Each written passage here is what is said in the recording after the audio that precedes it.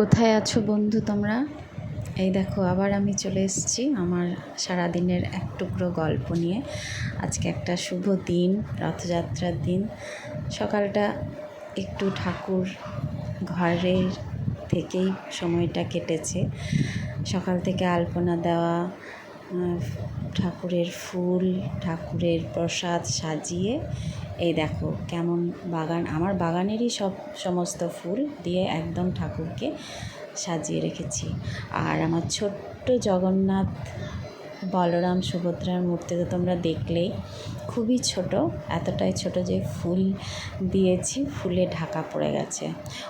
তারপরে আজকে আবার বৃহস্পতিবার, মা লক্ষ্মী নারায়ণের পুজো।